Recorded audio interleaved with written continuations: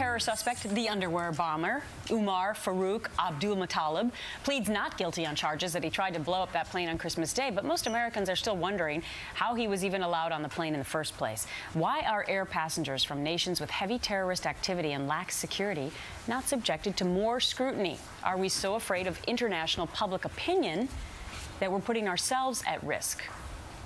Our next guest takes a hard look at the Obama administration's war on terror strategy. John Yoo is a former Deputy Assistant Attorney General in the Office of Legal Counsel at the Department of Justice. He's also the author of this brand new book. It's called Crisis in Command, A History of Executive Power from George Washington to George W. Bush.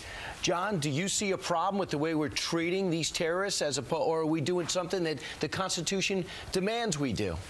I think there's a big problem, and as I show in the book, presidents are, by the Constitution, required to protect the nation from attack. That's their #1 duty. And what I worry about with this president is he's not fully using the powers of the president at war. I think it's almost in this administration's DNA to think of terrorism as a law enforcement problem and to think of terrorism as a crime and not to think of it as an act of war. You even take it a step further because you believe that they have a touchiness for civil liberties in the sense that some of their actions with regard to terror are so that they don't upset the civil liberties of a terrorist. Exactly. If you look at how they're treating the underwear bomber, you're looking at the decision to try Khalid Sheikh Mohammed here in New York City in civilian court.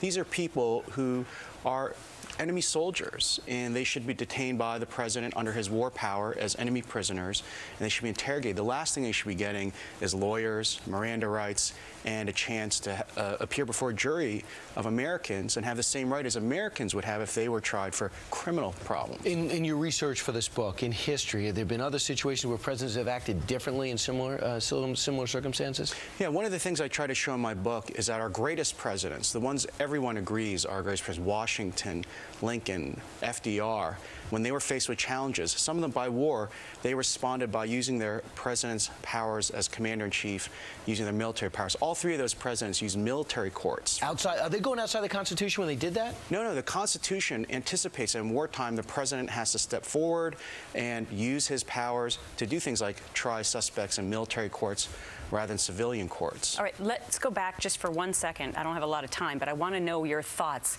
on any special scrutiny that people who want to fly to America should face. I think we should be doing things like special scrutiny for people from countries that have terrorism problems, countries where some of their citizens have already been terrorists here before. We have enormous abilities using computers and data mining to look for these kinds of patterns. And what I worry about is in this administration's, again, DNA, they just are incapable of unleashing our intelligence agencies to the full. Take, for example, President Obama wants to prosecute CIA officers, not to unleash them on our enemies. And that creates some bitterness. John Yoo, congratulations on the book, Crisis in Command, A History of Executive Power from George Washington and George W. Bush. Thanks. Thank you for having me.